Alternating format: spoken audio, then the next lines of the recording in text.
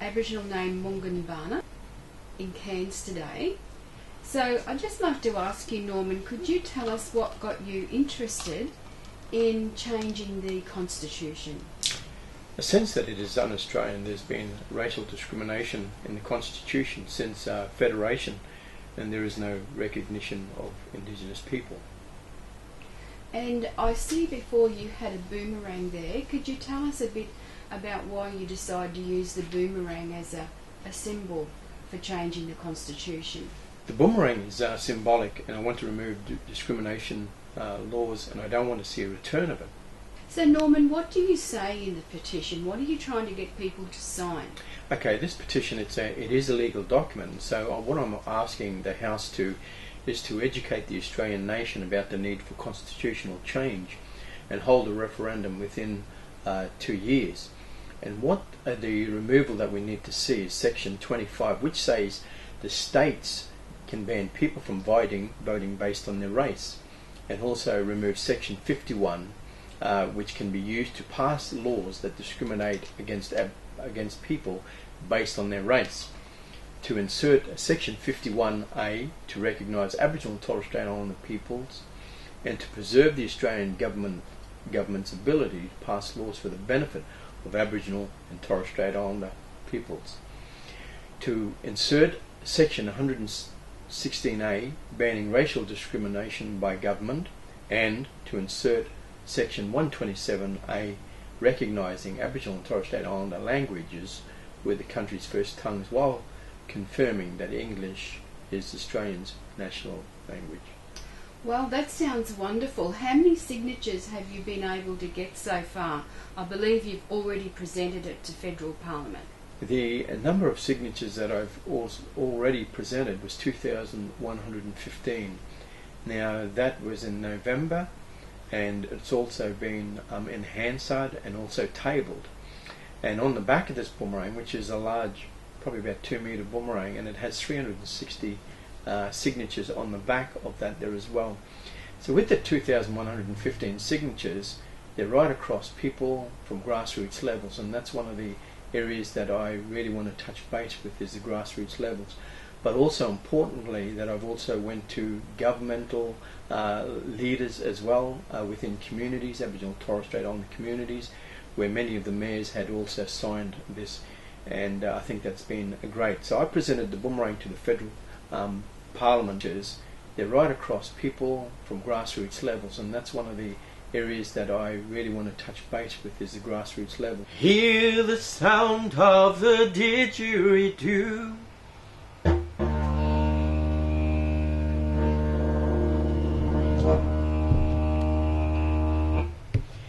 Hear the sounds of the clapsticks too.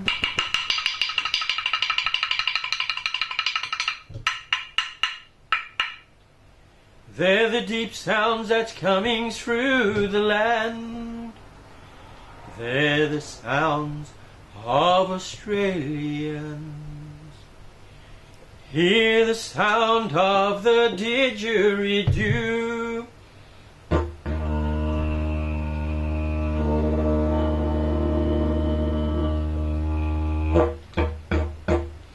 Hear the sounds of the clapsticks too.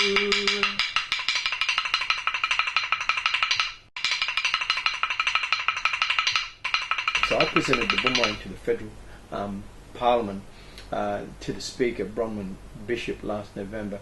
And as I said, the petition was tabled also on the 12th of December 2013, and that was the last sitting day. I've seen you carrying that gigantic boomerang all around Cairns and all around Australia, so it must have been an amazing experience to go to the Federal Parliament and hand that over to Bronwyn Bishop, the Speaker, on behalf of the Federal Government. What was that like for you?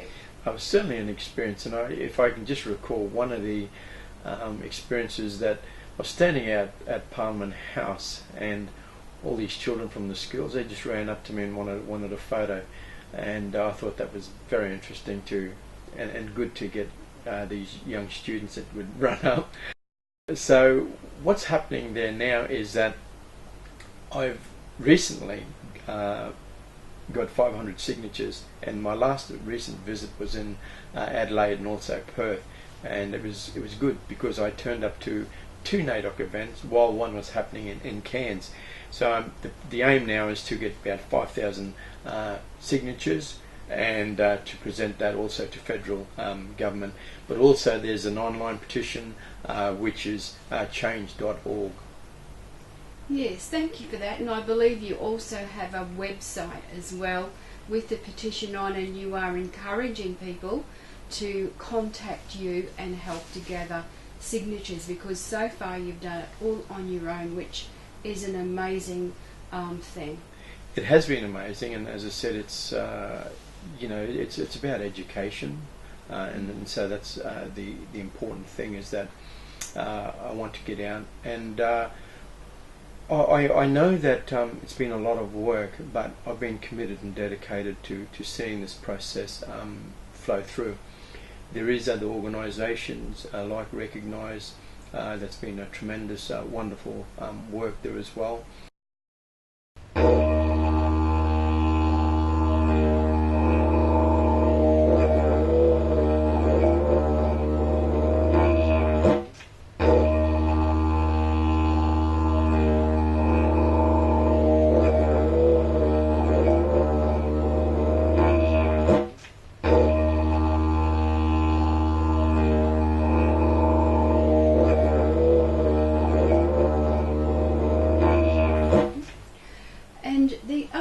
Some people are saying that recognition of Indigenous people should be in the preamble instead of in the body of the Constitution itself. What's your point of view on that? I think it should be in the body because it's making a stronger statement, and so I think that is a good strength and one that must continue. John Anderson has been in charge of this panel looking at the awareness of Australians about the Constitution. He said that awareness is a low level, and he's asked Prime Minister Tony Abbott to turbocharge a national awareness campaign on it. What's your point of view on that? One of the points I make in the petition is that there needs to be a national awareness campaign, and that's happening. The previous government set up and also funded Recognise to do this. But I'm conducting my own public education program as I get people from all walks of life to sign, and that's what's been happening in the petition.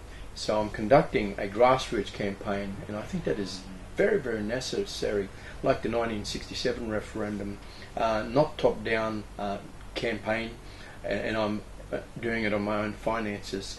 And if anyone wants to help me get the signatures, they can please contact me on that. And I think I really need to mention that it's www.barbara-millerbooks.com Boomerang Petition. Yes, so people can go online on that website, download a copy of the petition and either sign it themselves or take it around and get other people to sign it and then send it back to you. Is that the case? Absolutely, and I think, as I said, if I can get quite a few, which I have through NAIDOC, I've in Perth and Adelaide, my recent visit, and many of the family from those states asked for a petition, which I left there with them. So I know that there's some signatures still to come.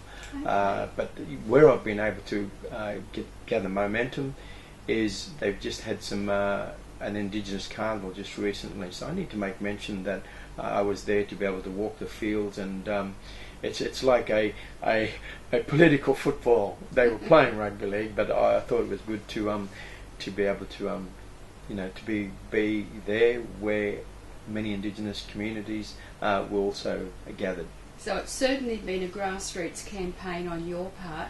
Now, John Anderson is also saying that the referendum regarding constitutional change should be delayed to 2017 to coincide with the 50th anniversary of the 1967 referendum. What's your view on that? I think that's too long, and I agree with Ken Wyatt, head of the Cross Parliamentary Committee, and on the referendum that it should be next year. Also, Mick Gooder says the same thing. If we wait too long, I think one of the things is that we will lose momentum. Mm-hmm. One of the things people have been saying is that the removing racial discrimination from the Constitution, and it's amazing in this day and age that we still have it, but they're concerned that that would bring division. What do you think about that? An example of that is the Section 25, which should be repealed, as it makes possible the disqualification of people voting in state election on the basis of race. And now Section 51(26) should be amended to take out the word race and to substitute another word so that the government could still make laws for indigenous people.